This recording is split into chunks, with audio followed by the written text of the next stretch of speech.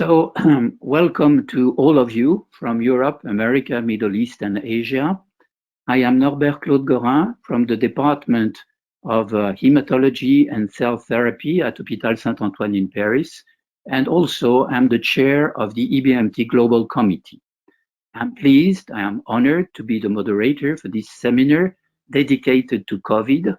You may say again, but in fact, we are trying to cover fields that have not been covered recently.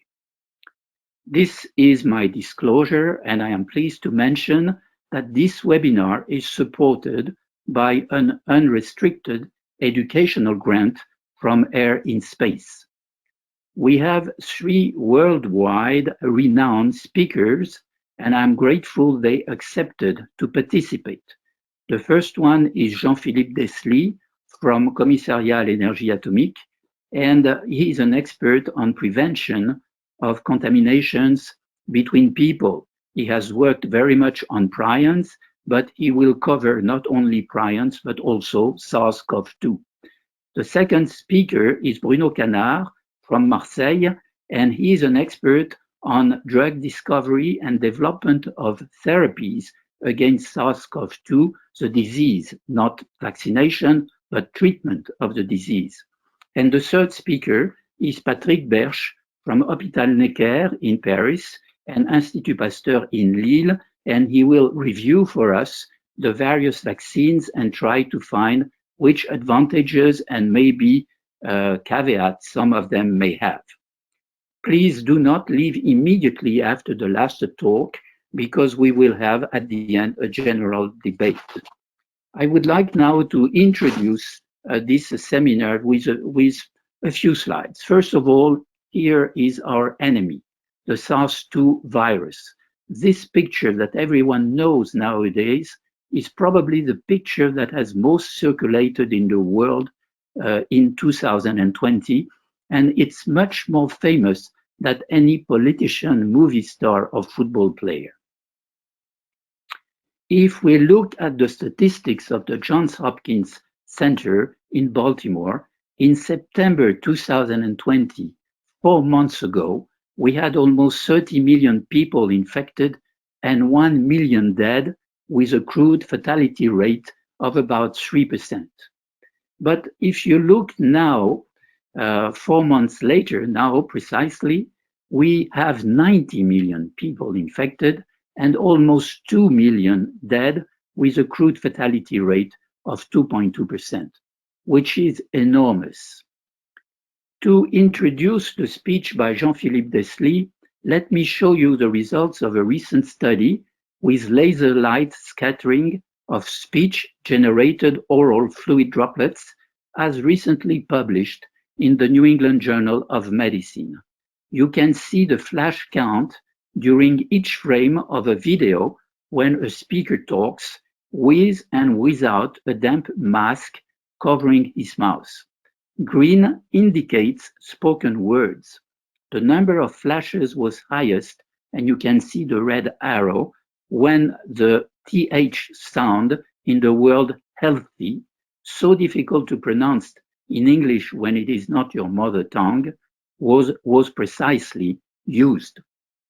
The brown curve below corresponds to the situation when the speaker's mouth is covered with a damp mask, showing the importance, as we all know, of the mask. And here you can see precisely the droplets staying in the air. So while the virus itself is too small to be stopped by filters, on the other hand, equipment like the plasmare, as indicated here in China, in Suzhou, not far from Shanghai, blocks the droplets and further also destroys particles of all kinds, including bacteria, fungi, and viruses, in an oxygen plasma-built environment. And here, in Shanghai, in Regine, biocare rooms with negative pressure in the room to protect the medical and the nursing staff taking care of the patients.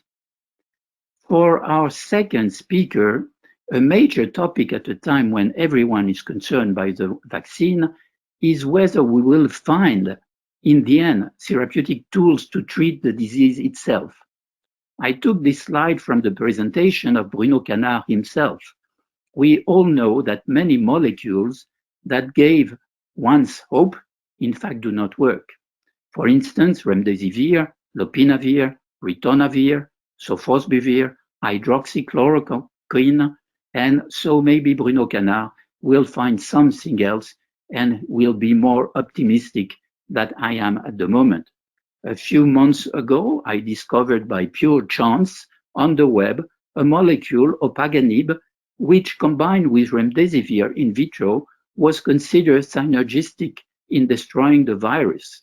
But so far, nobody speaks again of this molecule, and I have no idea whether the trials which are going on are going to be positive or not. Finally, for our last speaker, Patrick Berche, I have 3 introductory slides. The first one that I also took from a review Patrick Berche himself wrote recently shows us again, as we know, that we will soon have numerous vaccines with different properties, and Patrick Berche probably will explain us the different properties. But this second slide, in my view, is very interesting because it addresses an important question whether we can use a single dose administration of intranasal vaccine. And this is a trial ongoing with the Oxford AstraZeneca vaccine. And this will be probably a question for Patrick Berche because the protection might be much more important with production at the local level of IgA immunoglobulin. And the third one is this slide from the CDC. It's the first report on allergic reactions following the Pfizer vaccine. As you know, some people are concerned, some people are anxious, but as you can see on this slide, about 2 million vaccine injections so far have been done in the world using the Pfizer vaccine. And you can see that there were only 21 confirmed anaphylaxis shocks with no deaths, so that the incidence is about 11 per million infusion, which of course is very reassuring. I am finishing my presentation with this last slide, probably to frighten everyone and to tell you that the story, unfortunately, is not over. The mutation E484K observed in the receptor binding domain, RBD, of the virus results in a considerable decrease in the effectiveness of the neutralizing antibodies, and this might question the vaccine efficacy in the future if we are of the present vaccine efficacy in the future if we are unlucky. So having said that, now I would like to leave the screen for our first speaker, Jean-Philippe Deslys, and remind you that there will be a short live discussion at the end of the webinar. Thank you very much and see you in an hour.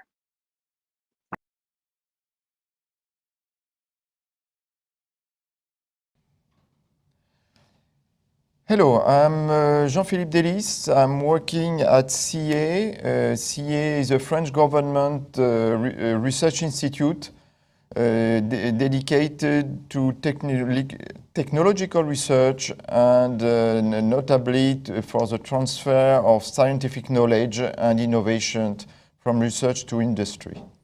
My interest disclosure is the following. I'm the author of several patents on a prion test which has been licensed by my institute to a private company and has been the main test sold during the worldwide crisis linked to BSE, in other words, the famous mad cow disease. And we developed this test on the request of the government. It was 20 years ago. More recently, we have set up a hamster COVID model to be able to test different vaccines, different therapeutic strategies, and also preventions. And we are collaborating with a private company to develop it. And I am also the author of a patent for a new process of sanitization to allow the reuse of surgical masks and other masks for sustainability and to limit the waste in the use of these masks. So when we developed initially the screening test for BSE, the general idea was to develop something very sensitive to be able to block at slaughterhouse the dangerous animals to avoid the exposure of human population. And we published this in 2001, and it was really very sensitive. In 8 hours here, we had the same sensitivity than in vivo testing, which implied several years to have the results. And so large scale was possible, and that was the strategy to protect the population, even if for administrative reasons, all the tests who were validated were used independently of their sensitivity. Concerning COVID and SARS-CoV-2, here we are facing a different pathogen which can be detected easily, very quickly, and has a very high rate of replication. Within 24 hours, you produce and you have cytopathic effects, and you produce billions of particles. And you are producing them with classical cells, but also respiratory epithelium or intestinal epithelium. And when you try to see what is the interest of the sensitive tests which have been developed, which were initially mainly based on RT-PCR, you see that you have a disconnection between the number of copies detected and the possibility of having a positive culture, meaning that below 1 million RNA copies per milliliter or per swab, nothing was able to be detected in cell culture. This positivity appears very quickly in the human shedding and continues even during the seroconversion. But after 10 days, classically, we consider that there is no more virus shedding.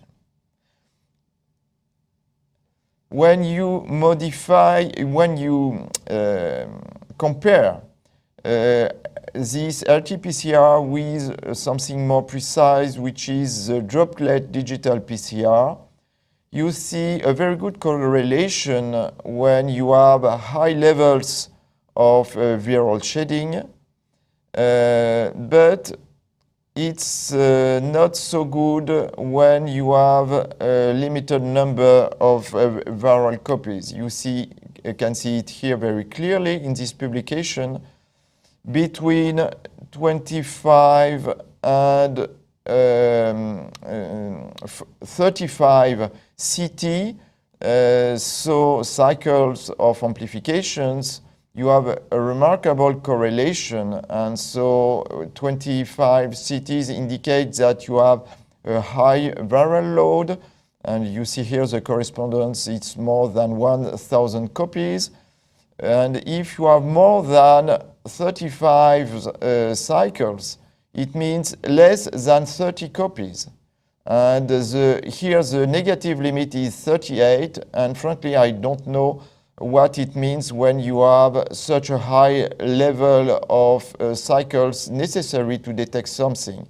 And today some tests allow cycles up to 45, and the relevance of such a high number is questionable. And the concern with the kinetic of COVID is the following. You have infectivity during a very limited window here.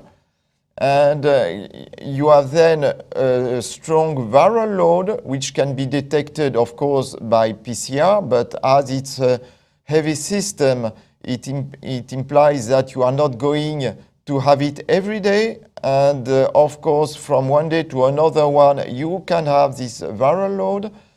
And then is the interest of low analytic sensitivity with antigenic tests, which are 100 to 1,000-fold less sensitive, but which can be duplicated very easily and even done routinely at home if it was necessary. Whatever, you see that these different tests are not adapted for a good detection of infected people, because you need to test the people at the right moment, and it's a very limited window. And you have all this post-infectious positive window, which is detected with sensitive tests as PCR, and which are not very relevant for the containment. On the other hand, this sensitive test could be used to pool samples, and like that to allow to extend widely the detection in the population. But very few countries are using this strategy, unfortunately. So in this paper, in New England Journal of Medicine, the authors are insisting on the necessity to stop focusing only on test sensitivity, but to understand the context of how the test is being used. Another problem is linked to the fact that many patients have a different comportment, and you have notably this phenomenon of super spreading, which has been described many years ago. And this phenomenon occurs with the different viruses, including SARS, and it means that almost 80% of infections are linked to only 20% of infected people who are spreading. So it means that many measures which are taken on the mean of the number of infected people do not integrate this phenomenon and this huge variation. Here is an example, the result of a massive screening campaign which occurred last month in Le Havre, in France. And on one hand, you can say that for a massive campaign to mix everything PCR antigenic, you don't know exactly what you detect. Moreover, over the population, only 11% have been tested, so it's a very limited success. But what you clearly see is that among the positive people detected, 90% were asymptomatic. So it means that 90% of people who are shedding the virus and in France and everywhere in the world are, in fact, are not symptomatic. And so that's why the tests, as they are used, cannot be efficient to stop the spread of the disease. You know that we have been asked all to take barrier gestures, and notably the government in France insisted because it was afraid of Christmas. And you see the results of this high pressure on the number of tests. People went massively to be tested, and the result of the number of positive is almost null, meaning that the fact that people have massively tested does not change almost anything in the number of positive people detected. But what is very interesting is that there you don't have any peak after Christmas. It means that the population has integrated the necessity of the barrier gestures, and this pressure on Christmas has a very positive result because population took precautions, and it's not linked to the test. The test is only an image of the mobilization of the population, but the result is there. You don't have a peak 1 to 2 weeks after, while in other countries, as in Portugal, you have a clear effect linked to Christmas. Another example of the efficacy of barrier gestures is the effect of the other respiratory diseases, which have almost disappeared. All the winter viruses have been depleted up to 100. It's incredible. No influenza, no gastroenteritis, no bronchiolitis, while it was, there is here no possibility of vaccination, and it was said that it was spreading between the babies, and in fact it demonstrates that it's the adults which are responsible of bronchiolitis, and but no impact on rhinoviruses, so that's very surprising. And the effect of mask is seen here because it's one of the gest barriers. It's interesting to see that between Hong Kong and Singapore, the evolution appears to be linked to the fact that in Hong Kong, people were wearing the mask in a preventive way, while in Singapore, at the beginning, they were waiting to have symptoms. And if you look at a wider scale, the 3 countries where the masks were massively used, with other strategies, of course, have not at all the same development of the disease in the population. And in South Korea, half of the cases were linked to religious events where no masks were used. So you have a clear effect of airborne and aerosol or droplets. And you know that in the physical distanciation, WHO recommends 1 meter, CDC recommends 2 meters, but from the different publications, you see that in fact, these are based on very old publications on droplets and aerosols. And the modern science says that it's not at all the real situation. When you sneeze, you are exposed moist air, and in which the droplets can go on a very long distances, here up to 8 meters. And there is a very interesting episode which occurred in Hong Kong linked to SARS in the Amoy Gardens, where an initial contamination occurred in one building, massive contamination, 99 cases. And depending on the wind, the other buildings were concerned or not. In fact, what occurred is that a first person, the index case, had diarrhea, and he sent the virus in the toilets, and the toilet flush induced in all the pipes aerosols, and unfortunately the drain in the soil, many of them were dry, meaning that there were no barrier here, and then the contaminated droplets could enter into the bathrooms all over the buildings. There were 33 stages, and the fan of extraction obliged the flux to come in the bathroom and to go outside the building. And the result is here. The initial building with 99 cases is here. All the others here, which are within the wind, had 20, 25, 21 cases, and the others here had limited cases here, and absolutely no cases in the other buildings.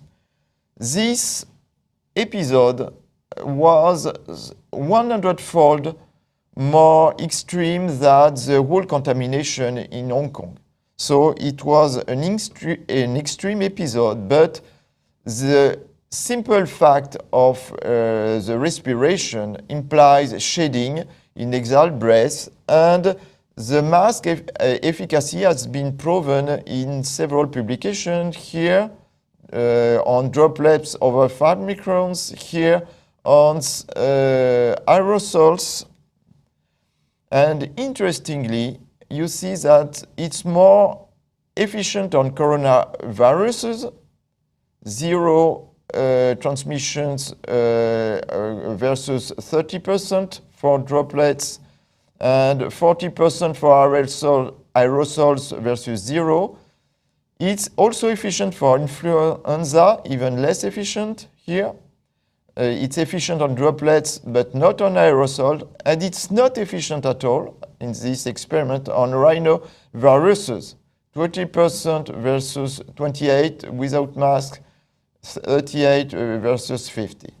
So the interesting thing is that the majority of participants with influenza and coronavirus did not shed detectable virus in their droplet of aerosols. It means that the concentration was weak, but as the breath collection was conducted for 30 minutes, that implies that long exposure, and so that prolonged close contact would be required for transmission to occur. And it has multiple implications when you stay for a long period in a closed area versus outside. So all these masks have different efficacy. You see here the worst one, neck gaiter or banana, the best one, FFP2 or N55 or surgical masks. And when you visualize the droplets here with a face shield, you see that it's absolutely catastrophic. With an FFP3, which is an N55, but with an exhalation port, you protect the patient, but you contaminate all the environment by the exhalation port. So it's a catastrophe. With FFP2, it works very well. You see here why your glasses tends to be plenty of fog.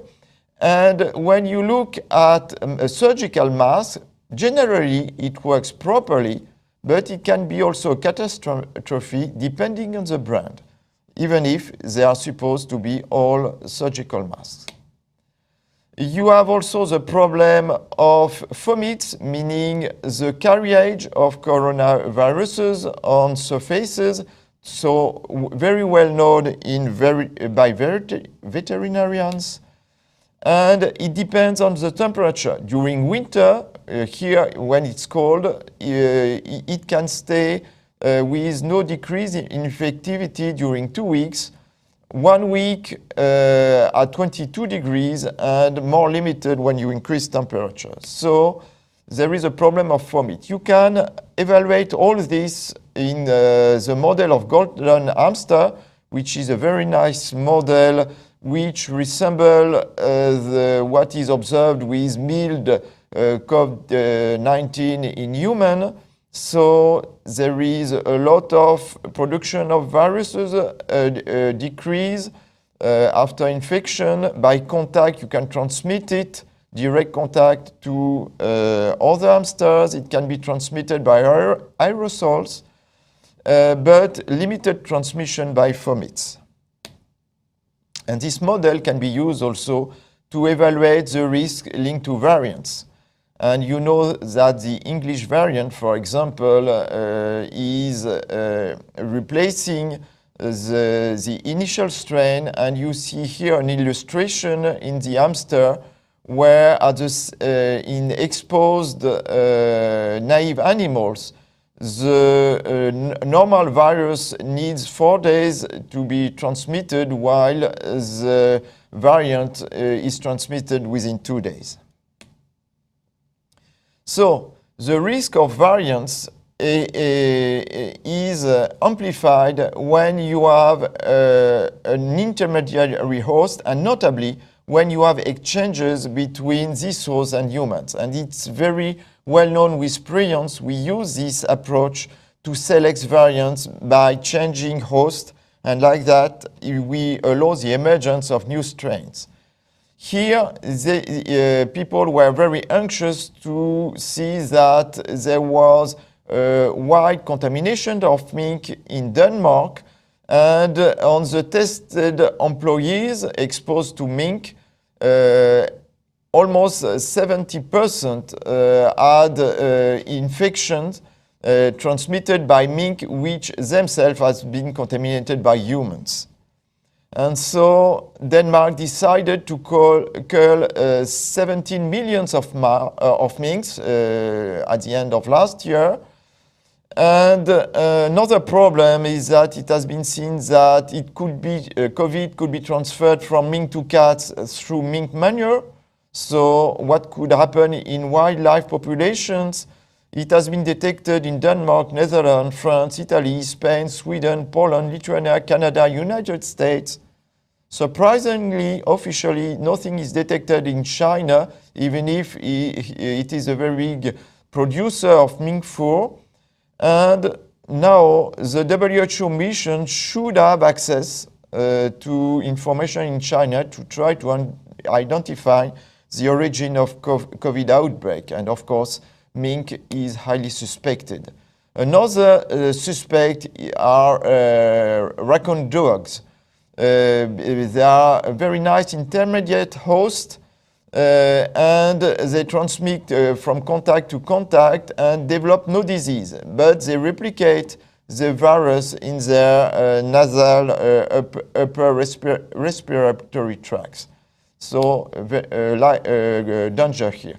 Another problem are cats, because they can be silent intermediate host, and so the recommendation would be to take away of cats where you are infected, to try to limit the risk of transmission and cross-contamination between cats and humans. And cats are known to develop a problem of antibody-dependent enhancement with coronaviruses, meaning that the antibodies are favoring the infection instead of neutralizing it. And so it's a real problem.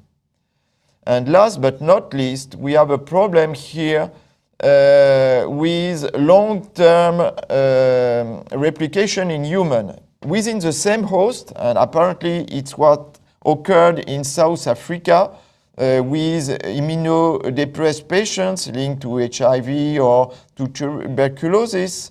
And so virus had a very long possibility of replicate and evolve under the pressure of the immune system.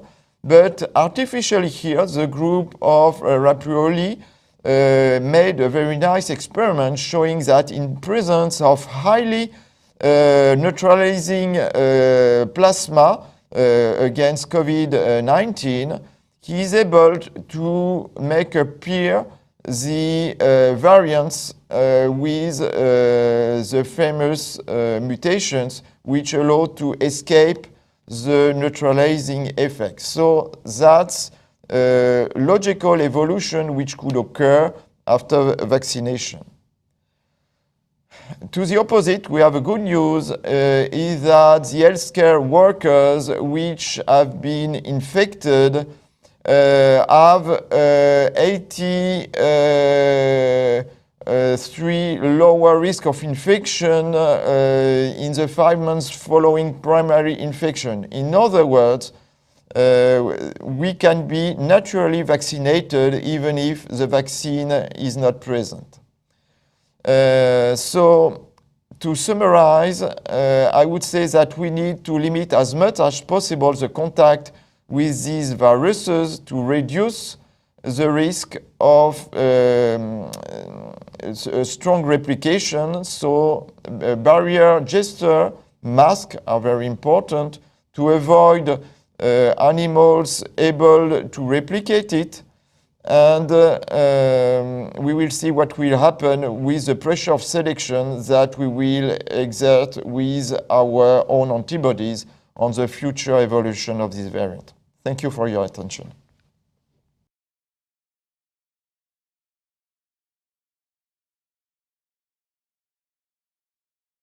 Thank you very much for inviting me to this seminar. I'm going to talk about the coronavirus and the SARS-CoV-2 mainly, and the present context. Hope I'll give some science into where we are at the moment and how science can help in developing countermeasures against this virus. So, first of all, we're going to talk about emerging viruses, and I'd like to put this quote of the Surgeon General of the United States back in the 60s, when we were very proud of the achievements, mainly of antibiotics, where the surgeon said that the time has come to close the book on infectious diseases. We have basically wiped out infection in the United States. So as we see, this is far to be true now, and because of the viruses we experience, we see. And before that, I will give few words about where we come from and where we are heading, and in comparison and to the current pandemic. So before the 20th century, we mainly 3 to 4 big infectious diseases were plaguing the world, mainly the plague due to Yersinia pestis, smallpox, which is a DNA virus, the variola major, which was eradicated in the 70s, and the cholera, which is a bacterium and is still also running in some places in the world. Probably there was also influenza virus, an RNA virus that we know, the flu. And here on the right, you can see the trace of how RNA viruses were actually very present in the beginning of the modern human history, I would say, with the Egyptian stem showing that this person has a very numb leg, which was probably due to poliovirus at the time. After the 20th century, we had a lot of influenza. Well, during and after we were able actually to record influenza virus pandemics, and 3 important big new viruses came: the human immunodeficiency virus, HIV, hepatitis C in the 90s, and SARS-CoV-2 right now on this millennium. And so the common theme there is that the big pathogens shifted from bacteria and viruses that we were actually unable to detect to RNA viruses, and these are novel viruses. So emerging viruses, and most probably RNA viruses, are a global challenge. We can see here a table on the left where the number of emerging pathogens between the 80s and 2005 were recorded. As we see here, the majority are coming from viruses, and most of them, the majority, even the majority in these numbers, are RNA viruses. Most are zoonotic viruses, that is, they are coming from animals, and they are called emerging or re-emerging viruses. And the definition for that, of an emerging pathogen, is that the appearance of an unrecognized infection or a previously recognized infection that has expanded into a new ecological niche or geographic zone, and often accompanied by a significant change in pathogenicity. On the right, you can see the map, the current map, well, a few years ago, of the different emerging diseases, newly emerging and re-emerging. You can see that the whole world is concerned by these epidemics, and most of them, the great majority, are RNA viruses, such as dengue, chikungunya, yellow fever, influenza, and now SARS coronavirus number 2. So how to be prepared?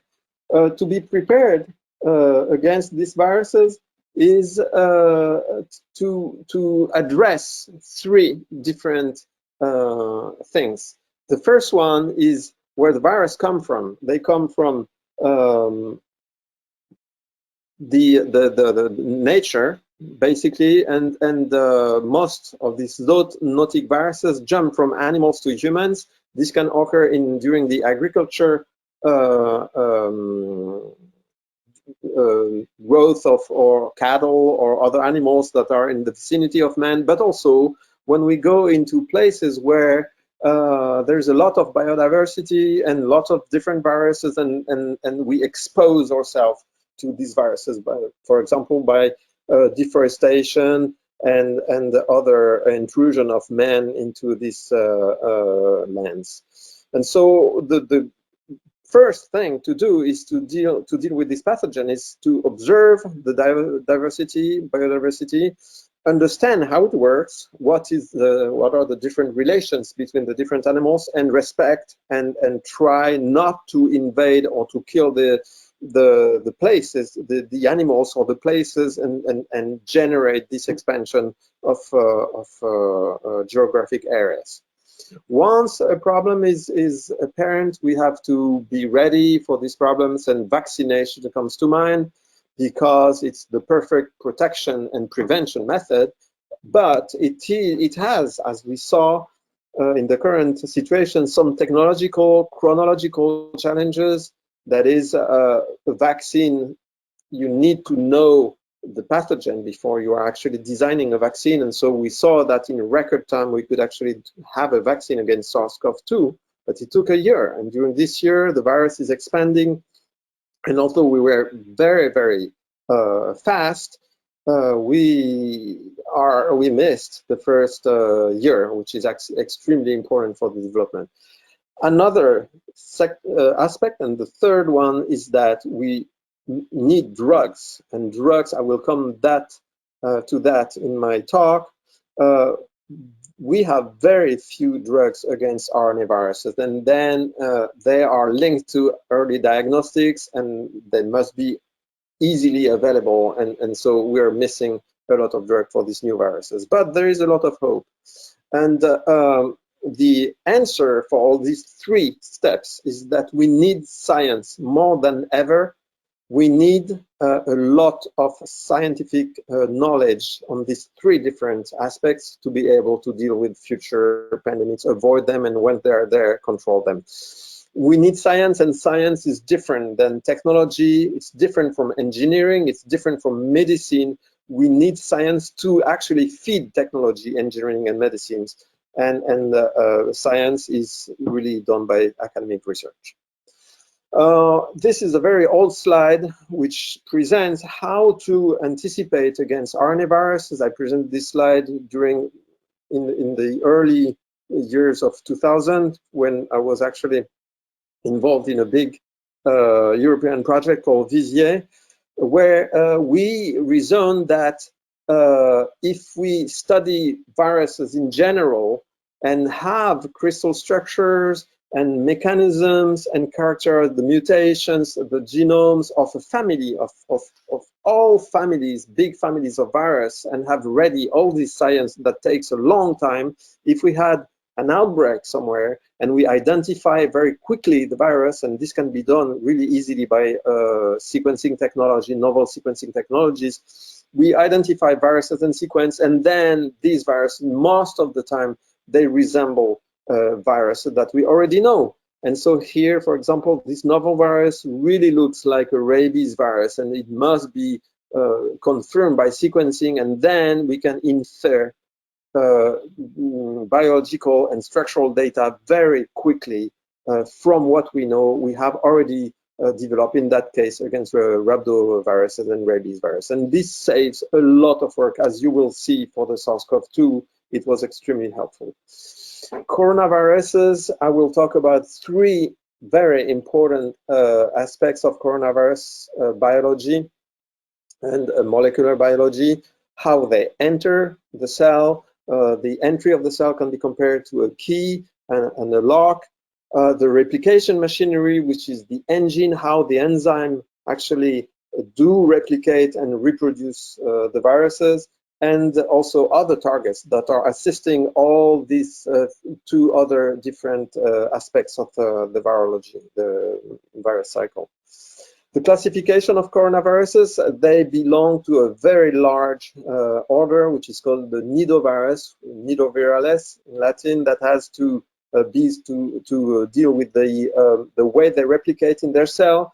They encompass a lot of animal pathogens, and as you see, they were before 2002 and 2003 for the first SARS epidemics.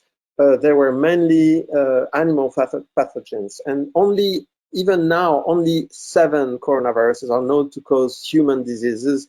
4 are not really dangerous. These are the HCoV-229E, OC43, NL63, and HKU1, and 2 members of the clade beta are the SARS-CoV-2 1 and 2 and the MERS, which are actually the dangerous pathogens that we know of this family. Why are they called coronaviruses? They derive from their shape and their appearance under the microscope. On panel A, you see the virus, which resemble the virus particle, which has these little spots on the periphery, which were reminiscent of a corona, a crown in Latin, and so that gave the name of the species. The corona are a family of positive stranded RNA virus, one of the largest RNA genomes, which can go up to 32,000 nucleotides, which is really a lot and has a lot of coding capacity. A lot of proteins are coded by these viruses, which are actually giant-like RNA viruses. Before 2003, as I said, and before the appearance of SARS and MERS, they were only known to cause common colds in humans, respiratory diseases that were benign, and the SARS epidemics changed that. So how do they emerge? How do they pass on to humans? Well, they almost all have an origin which goes back to bats. And bats harbor a lot of different coronaviruses. And in some cases, these coronaviruses can go to an intermediate animal, produce an infection, either productive or transient infection, and then sometimes this infection is actually transmitted to man. As we see here, all the different coronaviruses, benign coronaviruses, come from bat and rodents, and all the dangerous coronaviruses, which are below there, SARS-CoV-1, MERS, and SARS-CoV-2, have their origin into bat coronaviruses, as you can see from the sequence, and were ultimately transmitted to man. As we see for SARS coronavirus 2, the present one, we do not know the intermediate host that was probably responsible for the passage from to humans. So back to 2003, SARS coronavirus emerged from bats, went to civets, and these civets, because they were sold on markets for food, jumped to humans and then began a human-to-human transmission, which is actually the hallmark of a pandemic. And it started in China, then went to Hong Kong and Taiwan, Singapore, a flight to Canada, and then there was an outbreak in the world, which was contained as the virus was not really transmissible, but was pretty dangerous, with a case fatality of a fatality case ratio. About 10% of people were actually dying of this virus.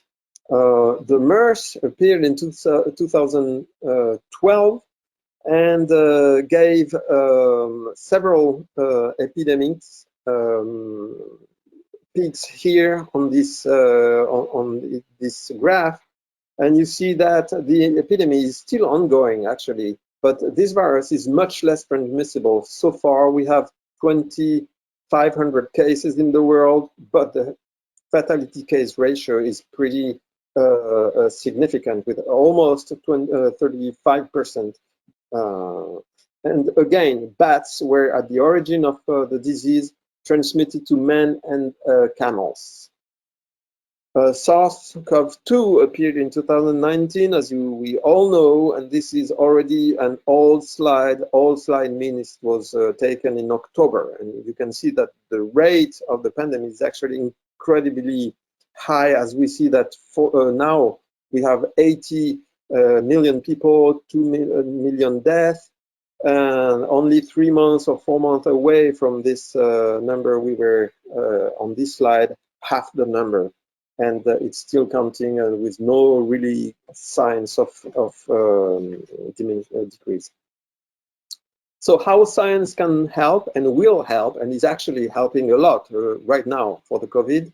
Well, we have to, the first thing is to really understand how the virus works, because we cannot really work blindly and have only countermeasure. We need drugs and vaccine. And here is an indication of what is the viral life cycle of the virus. So the virus is actually entering the cell into a process called endocytosis, where there is an invagination, binding of the virus, invagination of the membrane, and the virus is traveling into this membrane until it is released by a process that I will describe later, called fusion, releases all the material inside the cell. The viral enzymes are actually generated by translation on the host machinery. The engine here, as I showed in the slide, is synthesized and replicates this RNA, which is later put back into a vesicle exactly the other way, the reverse way of the entry through fusion, and then invagination and release of millions of viral particles upon infection. And these two processes really share a lot of things in common, as I will show in the remaining slides. So the entry is really dependent on these proteins that you see here on the slide, which are called the spike. And the spike is, in fact, 3 proteins coded by the virus, which protrude at the surface of the virus, and they mediate the attachment of the virus. So this is what crystallography first, and then cryo-electron microscopy gave as a picture of the spike, the atomic resolution of how this spike is made. This trimer, so 3 copies of the spike in the center, are actually made of the monomer. A single copy is represented here, and in this copy we have the RBD, which stands for receptor binding domain, which is a domain here which is actually responsible for finding the part of the cell that will help the virus to enter, an N-terminus domain and a center domain. They assemble into this fantastically precise structure. If we see on the right the structure from the top, and we see that we have 3 different binding domains that are able to attach to its receptor. In this case, the receptor is called the ACE2, which is angiotensin converting enzyme type 2. How did that work? So this domain is actually binding to ACE2, but it is not only binding that promotes entry. It's like a key with a lock. We have the RBD, which is binding to ACE2, and then it needs activation, a little bit like when you have the key in the lock, you would put it in the lock, but then you have to turn the key to activate and make the door open. It is exactly what is happening here. Once bound to ACE2, the protein is actually opening up, losing up, and this allows the inversion of the membrane and release of the material inside the cell. So ACE2 is the cellular receptor at the surface of the cell. Its presence and sequence defines which species are infected. Of course, if we have a lock which is not able to receive the key, it won't work. And so it is not only defining the entry process, but also which animal and which cell and which tissue is going to be infected by the virus. That's why the ACE2 being expressed a lot in lungs, arteries, heart, kidney, and intestine, the virus will substantially enter in these cells to provoke pathologies. So how this activation is made is cellular proteases, enzymes, actually bind to the spike and cleave. And how they bind to a very peculiar site, which is unique to coronavirus SARS-2, here represented in this orange box. The SARS-CoV-2 has a special sequence which is unique into its family, and this is cleaved by furin-like proteins to promote this entry. So several cleavages are required to achieve membrane fusion, at least 2 cleavages, and the efficiency of the cleavage is actually determining the infection efficiency. And for SARS-CoV-2, this cleavage is actually very efficient because of this increased efficiency site, furin cleavage site here.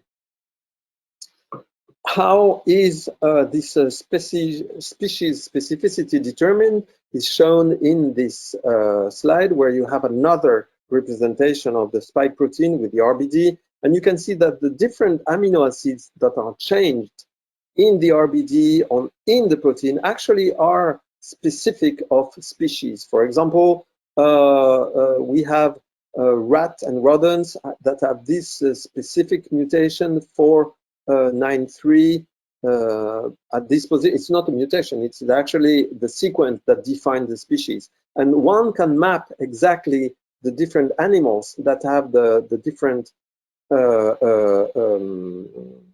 that have receptors binding to these different amino acids. The NTD is also a site of specificity, and many different work now, sequencing work, are devoted to really understanding how amino acids at this position mediate entry. This is a very useful map because whenever we sequence a new variant, we go back to this map and see where this variant is actually prone to emerge and which animal, which cell.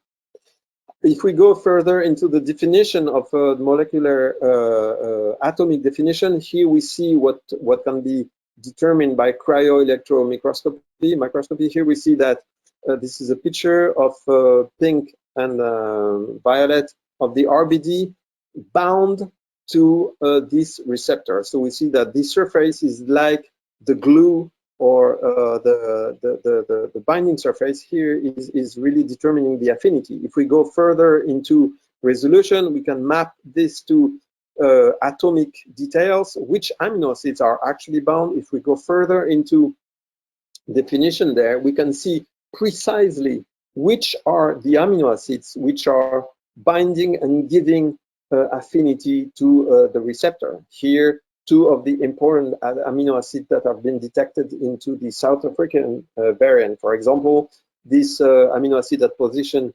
484 here, and when it is mutated from E to K, it increases the affinity for the receptor. So we can see that an increase in affinity is actually an increase of binding, and so it translates into an increase of infection. And we can model the different mutations here that will actually decrease or increase the affinity. So basic science here is actually absolutely key to predict the efficiency of infection. And of course, because antibodies elicited by the vaccine will map to these precise sites, it also predicts the success, helps to design very good therapeutic antibodies and vaccines.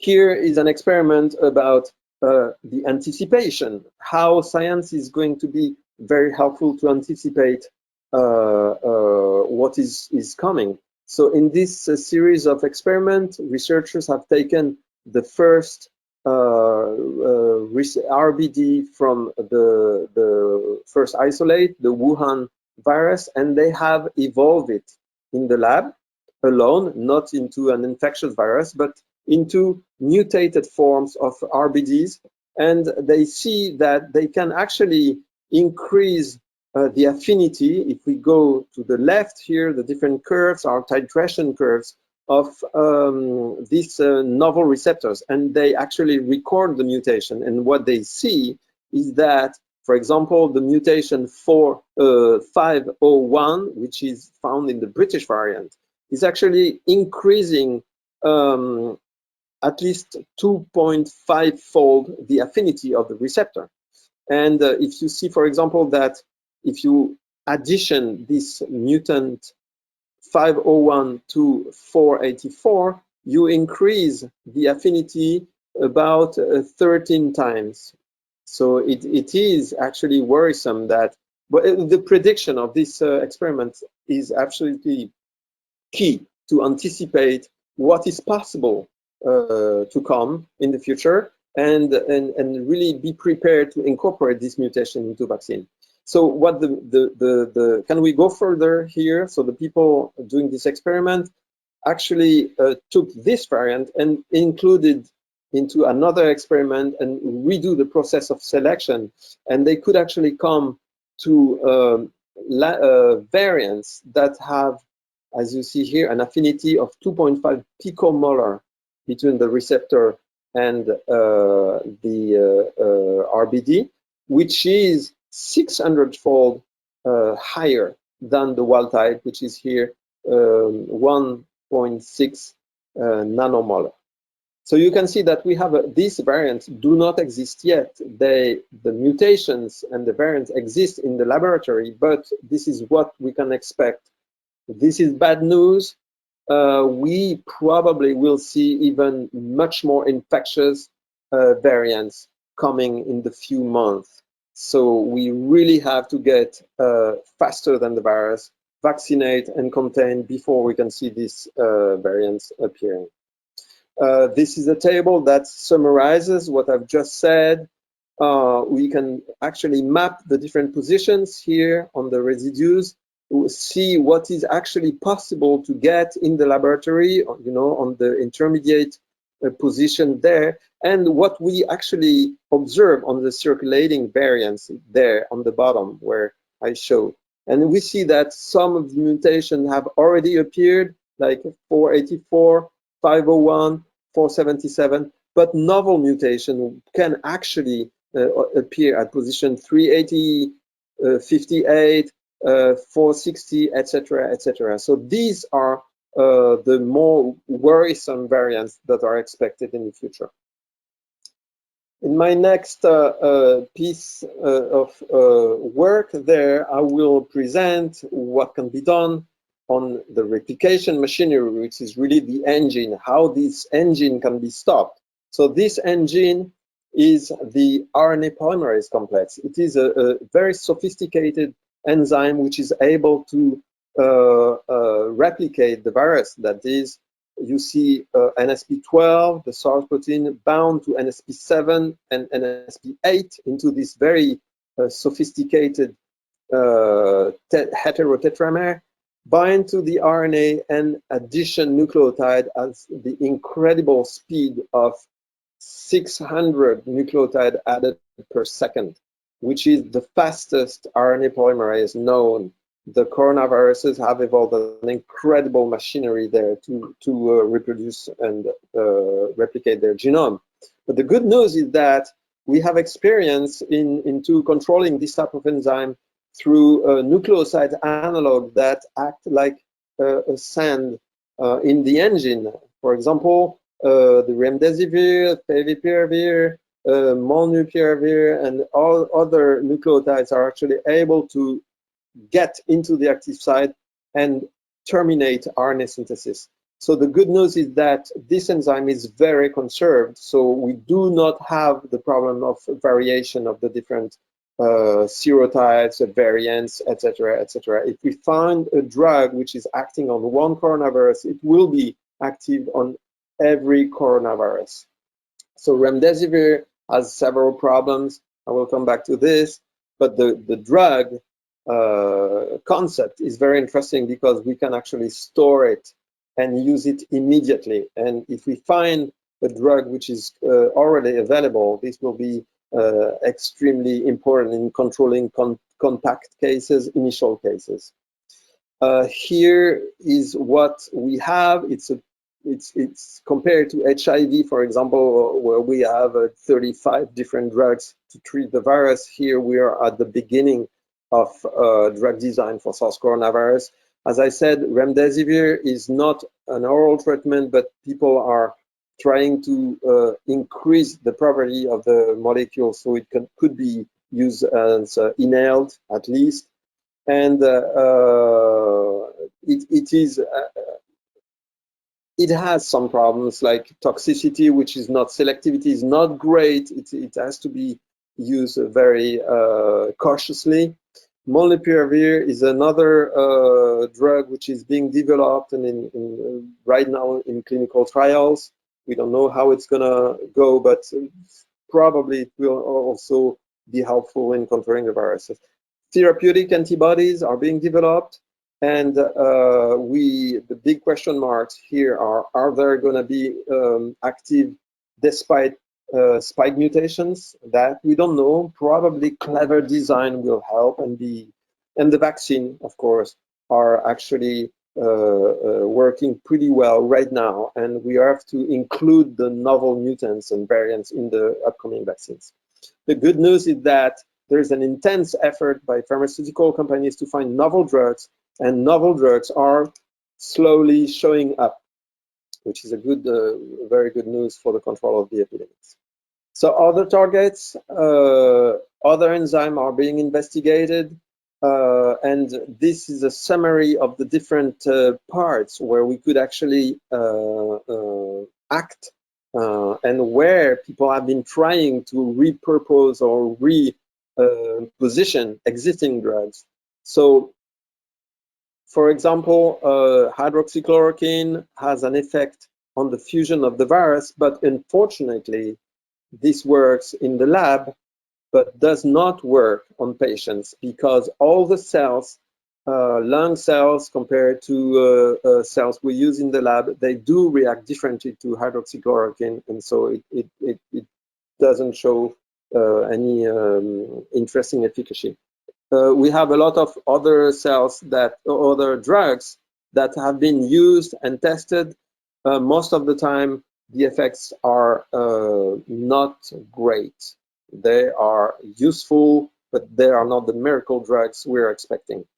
We have to be careful that some of the drugs have been used and repositioned without any scientific basis, really. Like lopinavir and ritonavir, a lot of work has been done on that, but it's not really helpful, and there is no scientific basis because the protease of the HIV from where these drugs are derived is not the same as the SARS protease. Oseltamivir, which has some very minor utility in flu, has absolutely no use in SARS coronavirus because the enzyme which is targeted by Tamiflu or oseltamivir is not present in SARS. So we have to be really keep the science serious there. As my last slide is a proposed action map for therapy. What we need first is absolutely, and this was very apparent during the prison crisis, we need absolutely precise, accurate, and fast diagnostics, because without any diagnostics, we will always have patients that come to the hospital too late. So diagnostics are extremely important. We saw also that during the control of the pandemic, it is absolutely required. Once we have an index case and the contacts around this index case, it would be interesting to give a drug as soon as possible to avoid the viral load, which is responsible for firing an inflammation response. And so the infection basically is of two phases. First of all, the development of virus, and the second, inflammation, which is actually causing a lot of damage, because for elderly people and people who are basically more than 65 years old, we have an altered response to interferon, which is actually promoting this escape of virus development and inflammation. And so a successful therapy stands with three type of intervention: diagnostics, early and precise;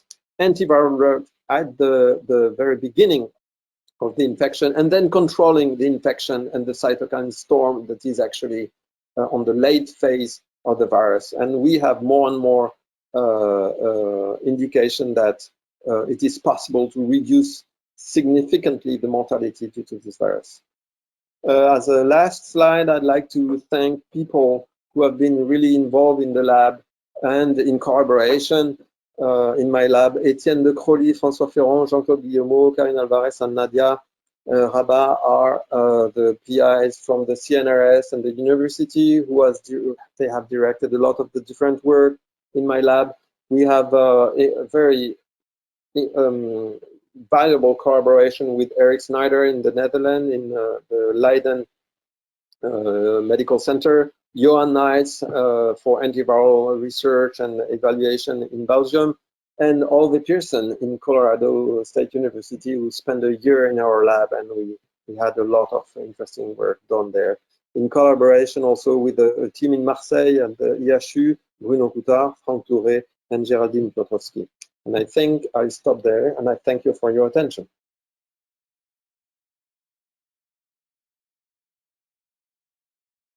I will speak today about the vaccine against COVID-19. A deadly pandemic spread rapidly around the world within few months, resulting in 1.8 million dead in December 2020. This pandemic has induced an economic collapse. How can we get out this unprecedented health crisis since the Spanish flu? The only way to stop the circulation of the virus is to reach herd immunity, that is, protection against contagion of about 60 to 70% of the population. Without vaccination, this can take years with a very significant human cost. The purpose of vaccination is precisely to accelerate this process and to protect vulnerable people against severe infection.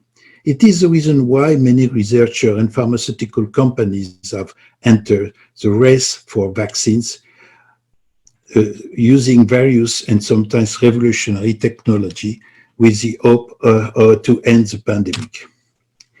So the SARS-CoV-2 is an enveloped coronaviruses with a single strain RNA genomes originated from bats.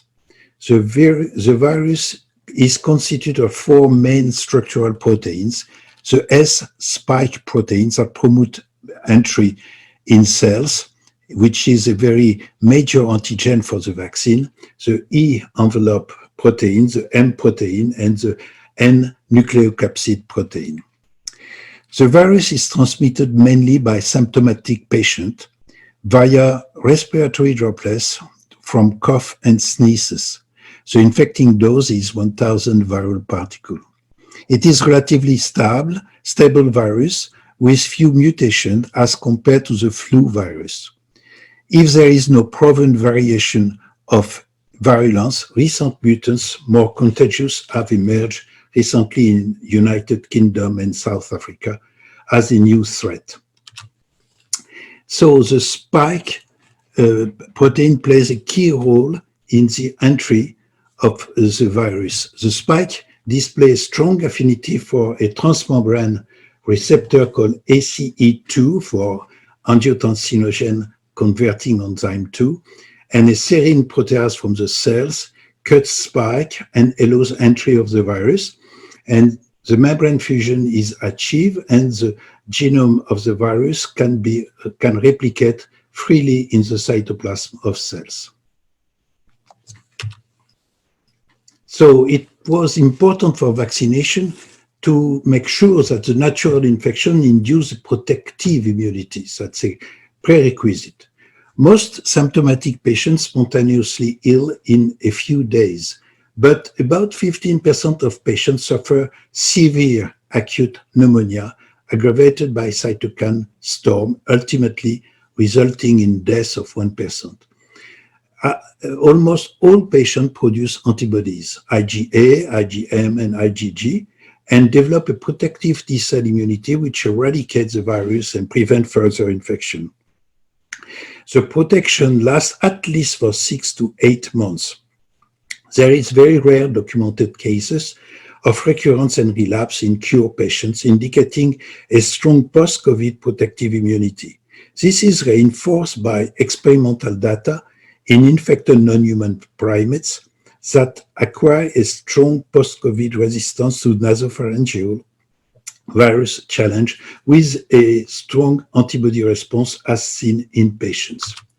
So the virus can multiply during natural infection in the upper respiratory tract to induce immune response, IgA, IgG, and IgM. Protective immunity is due to the production of neutralizing antibody and cellular immunity. EPITOPE pools detect CD4 and CD8 positive T cells in 170% of convalescent patients, respectively. T cell response are focused mainly on the protein spike, but also in other viral protein. So the objectives of the vaccine, anti-COVID vaccine, is one, save life, because we know that 90% of the dead people are often very old people, so elderly, and patients with comorbidity, including diabetes, hypertension, or obesity. The second objective is to stop the circulation of the virus, to reach herd immunity.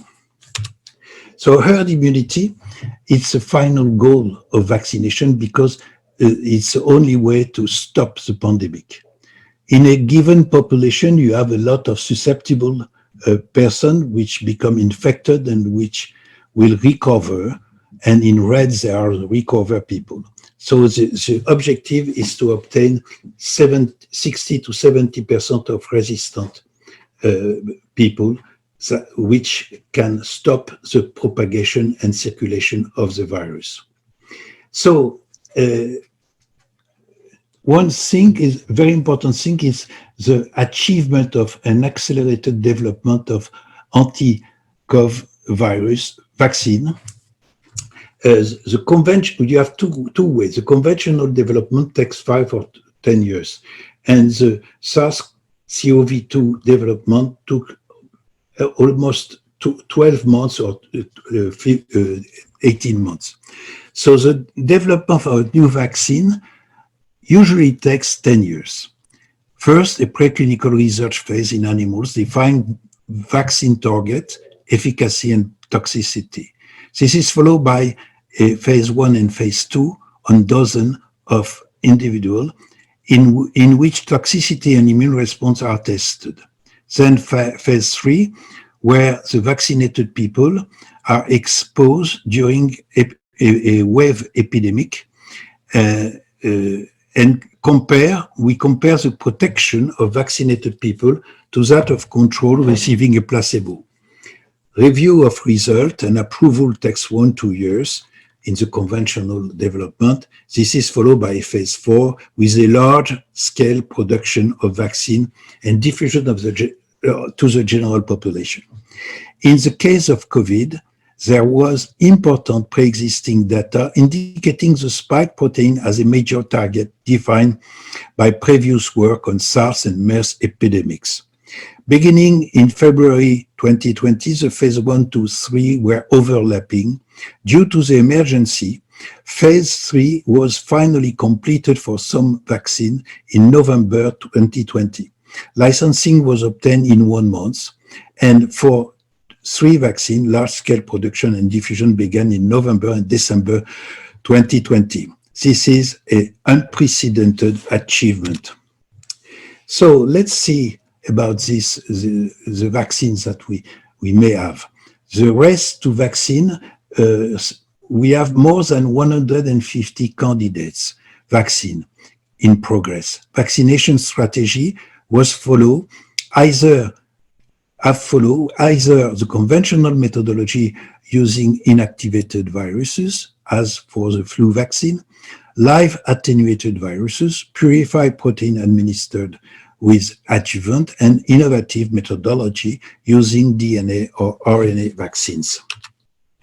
So the inactivated and attenuated vaccine are first, the virus, for the inactivated virus is very simple. Virus is grown on cell culture and chemically inactivated, for example, by beta-propionolactone.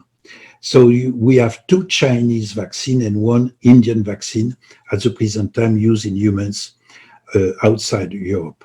And for the live attenuated vaccine, you have, we take the wild strain of virus, and it is weakened by genetic engineering and then injected live in people. And you have 1 vaccine like that is an American vaccine, the Codagenix vaccine. For the protein subunit vaccine, they are based on the production of the spike protein in recombinant baculovirus grown on insect cells, used with adjuvant or incorporated in virus-like particles without genomes, and displaying spike protein on the surface as is shown on this slide. You have 2 vaccines this way. The vaccine from Novavax with nanoparticles phospholipid called Matrix M, and vaccine from Sanofi GSK with the spike protein plus adjuvant. Let's go to the viral vector vaccines. They are recombinant spike and or receptor binding domain based vaccine. So we have a replicative vector, and you have a vaccine from Pasteur Merck, a live attenuated antimorbillivirus vaccine harboring the spike gene. It's in phase 1-2. And you have a non-replicative chemically inactivated vector virus in adenovirus, usually, harboring the spike gene. The most advanced is the Oxford AstraZeneca virus. This vaccine has a big advantage because it can be stored at 4 degrees. So let's go to the DNA vaccine. The DNA vaccine consists of plasmid carrying the spike gene whose expression is controlled by a mammalian promoter. The protein is produced in vivo after injection of recombinant plasmid. The advantage of this technology is the ease of large-scale vaccine production in E. coli and the good stability of the plasmid. However, these vaccines often have a low immunogenicity, and they must be administered with nanoparticles delivery techniques to make them more effective. 4 DNA vaccines are currently in phase 1 and 2 of clinical trials. The most promising vaccine at the present time are the RNA vaccine that have benefited from 10 years of intense and innovative research on SARS, but also on the vaccine against Ebola and Zika viruses. Injected in tissue, we must know that a very fragile RNA is quickly destroyed by cellular enzyme. The innovations consist in developing synthetic viral messenger RNA resistant to degradation and packaged in protective lipid nanoparticle, allowing access by fusion to cell cytoplasm. One use synthesize modified RNA of the spike viral gene or an internal fragment encoding for the receptor binding domain. The spike protein is directly translated in cells and presented by dendritic cells to B and T lymphocytes. So you have 2 vaccines. You have the Pfizer-BioNTech vaccine from US, Germany, and the Moderna vaccine from the US, which are presently on the market. So these vaccines are very interesting because they are so innovative. You have 2 very important innovations. The first one is the modify synthesized RNA of the spike gene or its RBD domain. To do that, you have a lot of license and innovation. First, to stabilize the RNA, you put anti-reverse cap analogs, pseudo-uridine are incorporated. You can also design replacement of the rare codon by frequent homologous codon, which optimize and facilitate the translation. Altogether, the RNA is an improved stability and increased translation related, if we related that to the translation of messenger RNA from the cells. So the second innovation of the RNA vaccine is the lipid nanoparticle. The lipid nanoparticle are constitute for this vaccine of polyethylene glycol lipids, cationic lipids, helper lipids, and cholesterol. And you see in red the messenger RNA from the virus, from the spike gene, is incorporated and protected by this inverted micellar structure surrounding the mRNA. So this nanoparticle can penetrate by cell fusion in any cells, including dendritic cells presenting to the MHC, and they trigger a very strong immune response. And during the vaccination, the sequence is this one. When you inject the nanoparticles, they penetrate the dendritic cells.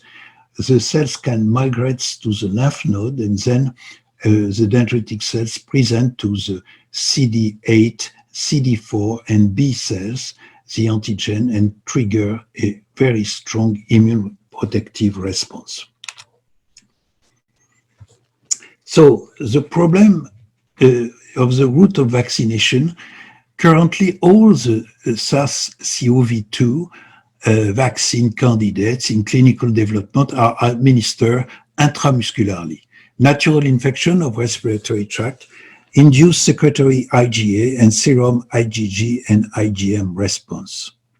Intramuscular and intradermal vaccination leads to a strong induction of serum IgG, but not to an induction of mucosal IgA. The lack of IgA often leave an individual vulnerable to infection of the upper respiratory tract. Intranasal vaccination could efficiently induce mucosal IgA response, thereby providing sterilizing immunity in the upper respiratory tract, thus stopping the viral circulation. However, systemic immune response are often lower. That's a big problem, a potential problem with this kind of vaccine. So at the present time, after the clinical trial, we have 9 vaccines in December 2020. 9 vaccines have achieved the phase 3, and 3 are on the market in Europe and US. These vaccines are inactivated vaccines. You have the 2 Chinese vaccine and the Indian vaccine, which are protective at more than 70% on volunteers. You have the unreplicated viral vaccine expressing spike, and they are mainly designed with adenovirus. The only one on the market at the present time is the Oxford AstraZeneca vaccine with a very good protection. And finally, we have 2 RNA vaccines, one from Moderna, US, and the other from BioNTech, Germany, and Pfizer, US. And this vaccine give a very good protection of 95%. And you may have some side effect, but the side effects are always minor. So the result of phase 3 trial show a remarkable efficacy of viral vectors and RNA vaccine, which confer very good protection. They are easy to prepare but require to be stored at low temperature. RNA vaccine could open a new era in the history of vaccinology because of their efficacy to present adequately the antigen. So what is the strategy of vaccination for the population? First, you have to define priority to save life and to stop viral circulation. To save life, most countries have chosen to start by the high-risk people, to vaccinate high-risk people, more than 65-year-olds, hospitalized, and people with comorbidities. Then comes the healthcare worker and professional exposed to the public, and then the general population, strong incentive without mandatory vaccination. So I want also to insist on the importance of the logistic. How to vaccinate hundreds of millions of people with vaccines requiring 2 injections and store at low temperature, -80 or -20. You need a requirement of vaccination center and a strong involvement of general practitioners, pharmacists, nurses, and other people. You have a necessity of an administrative management, strict administrative management, recording and follow-up of the side effect, fever, redness, local redness, myalgia, arthralgia. And also the big problem is the communication, the pitfall of the vaccination campaign. How to convince the population of health benefit and safety of novel innovative vaccine, and how to restore confidence. Transparency of communication is very important, and fight against misinformation, fake news, and social network, which are so destructive for the confidence. You have several unsolved questions. The first unsolved question is the duration of protection. Do we have to boost or not? We know that benign coronavirus circulating in humans since decades, responsible for rhinitis or cold, induce a 2-3 years protection. So we hope that it will be the same for the post-COVID immunity. You have an uncertainty about the contagiousness of vaccinated people, as underlined this point before, because we don't know yet if the vaccinated people can be infected and how long they can be infected, and so if they vehicle the virus. The best route of administration is also to be defined. Do we have to inject the vaccine by intranasal, intradermal, or intramuscular in order to prevent the circulation of the virus? The contraindication are allergy. You have some problem with allergy, maybe some disease like the autoimmune diseases. Who vaccinated? The last question. Convalescent COVID patient, former asymptomatic or healthy carriers. Are they protected? Do they need to be vaccinated? The question will be quickly solved in the next months. I thank you for your attention.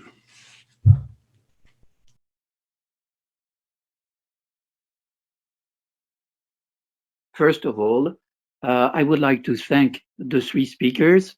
You gave a wonderful talk, and I am sure that the participants will share my opinion. So that's number 1. Do you hear me? Does everyone hear me? Patrick Berch mentions he cannot hear me. Maybe you should open, I don't know, the sound, something. Anyway, then I want to express my gratitude, of course, to Air in Space, who made this webinar possible. And I would like to let everybody know that this webinar will go to the archives of the International Academy of Clinical Hematology. And in case you want a replay, you can get the replay. Now, I got a considerable number of questions. We are late, but I will still try, with the approval of the organizers, to take 10 to 15 minutes and ask questions. However, I had to select because I had too many questions. The first one may be for Jean-Philippe Delis.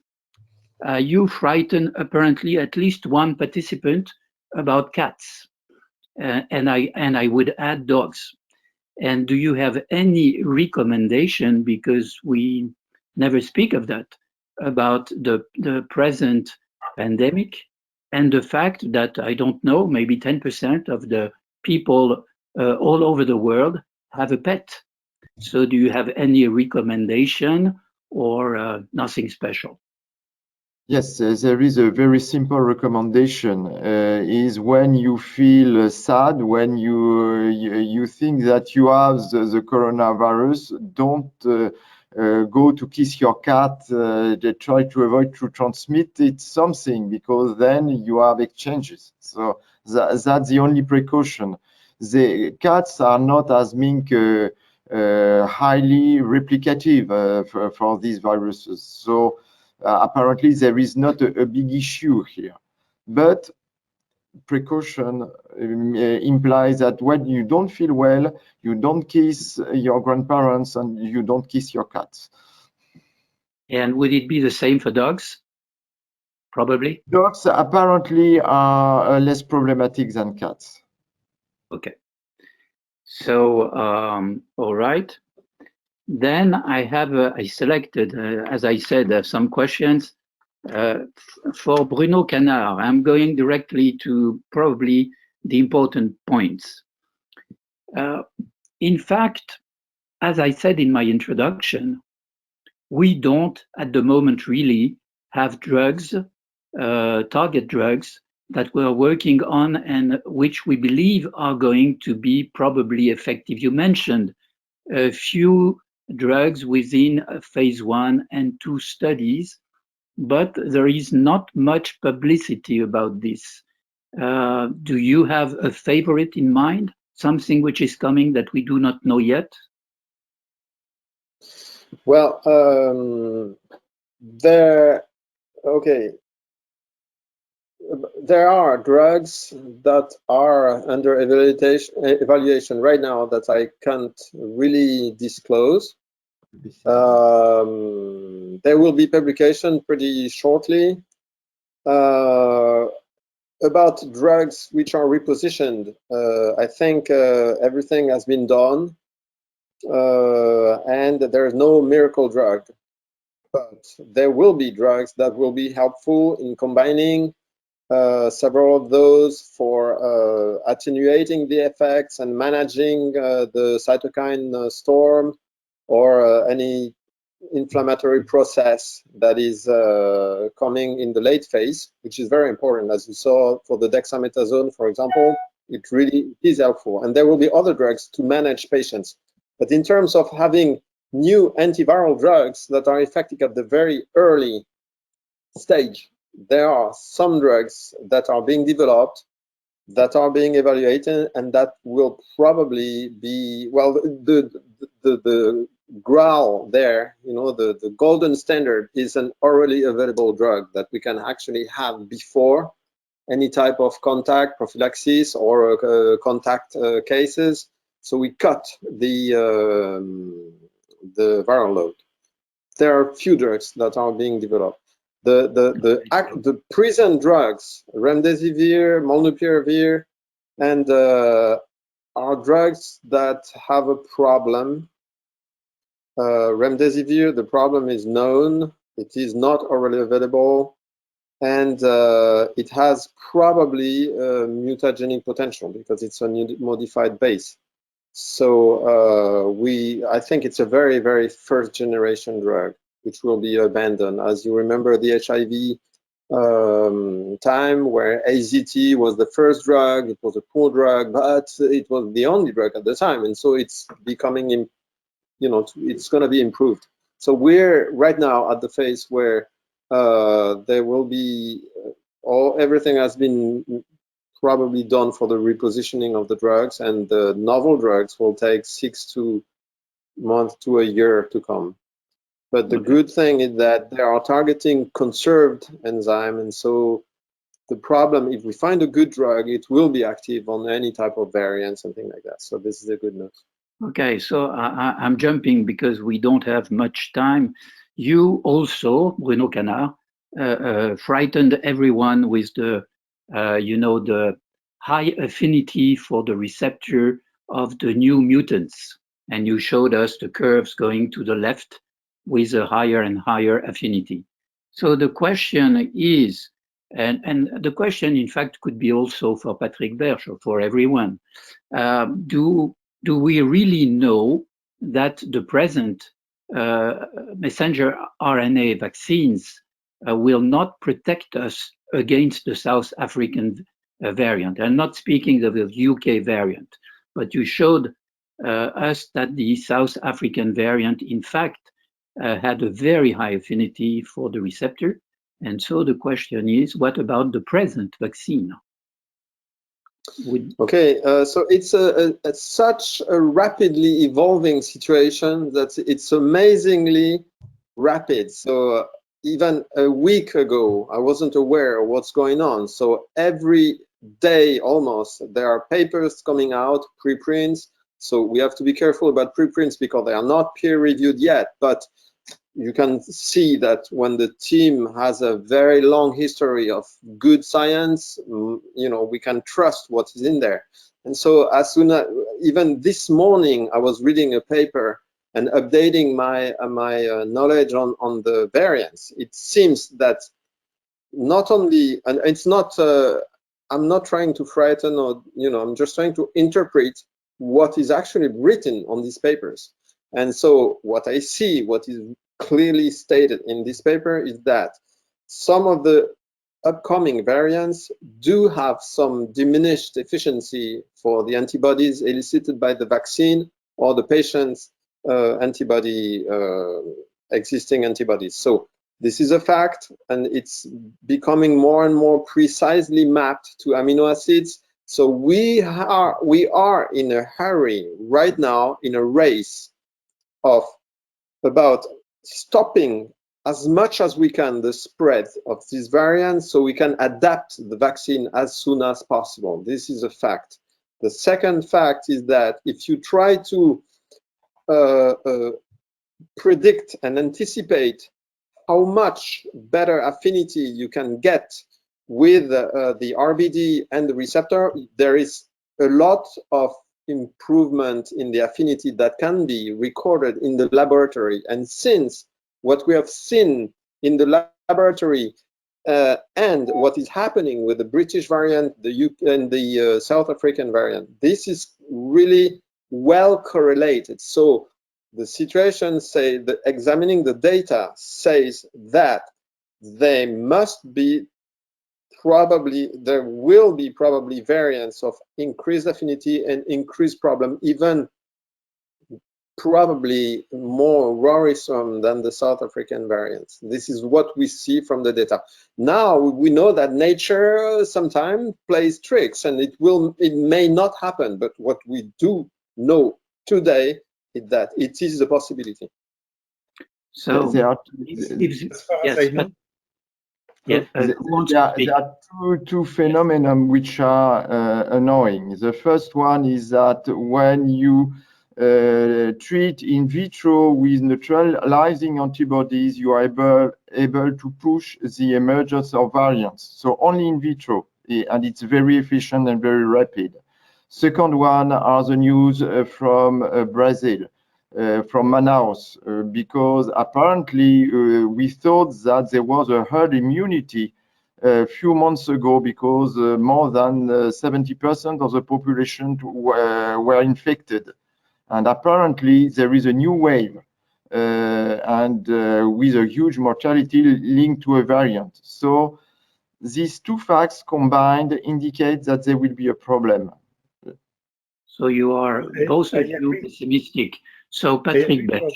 I agree for the Brazilian mutant, but for the UK mutant, I think it seems that vaccine might be very efficient still, because you don't see relapse, for example. When you have 60 60,000 contaminated a day, you must see relapse with the new variant. It is not the case, first. And second, it has been shown that the antibodies are still active on the virus. For the South African variant, what is very impressive when you look at this variant is all have the same mutation separately selected. It means something in terms of structural, I think Bruno Canard might speak about that, but it means something that in very different places you have exactly the same and accumulated mutations that change the conformation.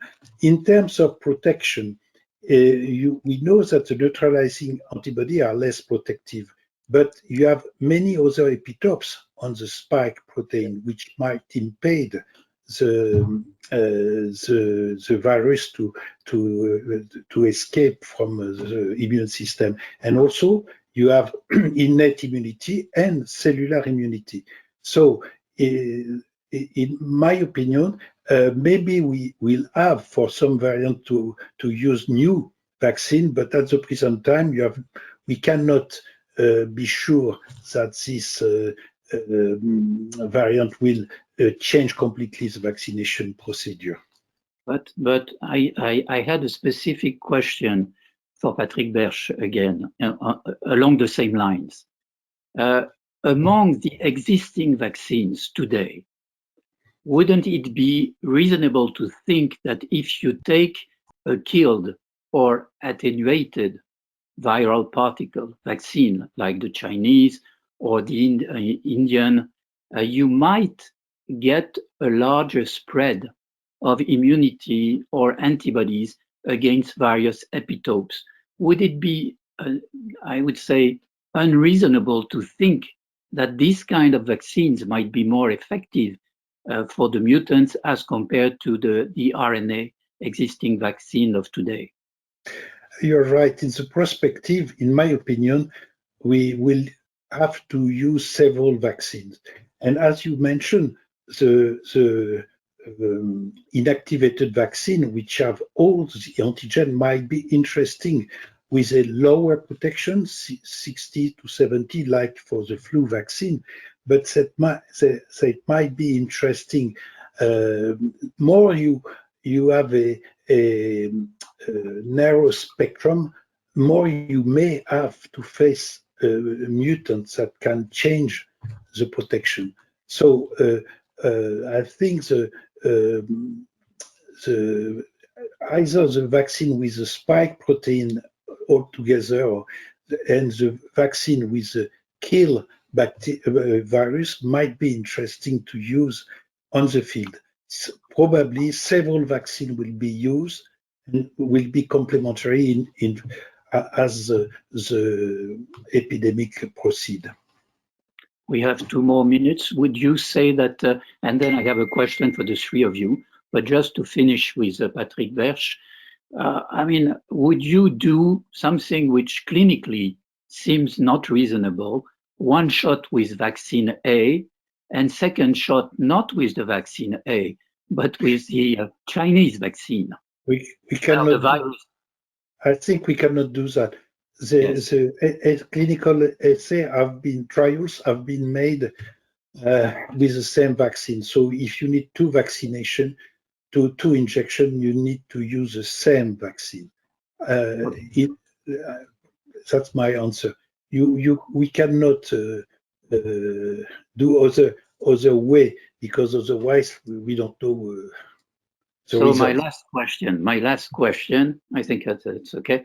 My last question for the 3 of you, and I don't know who is going to answer. You know, people are always frightened. They are frightened of everything, the virus, but also the vaccine. We know that. Not all people, but some. Wouldn't, and especially the messenger RNA.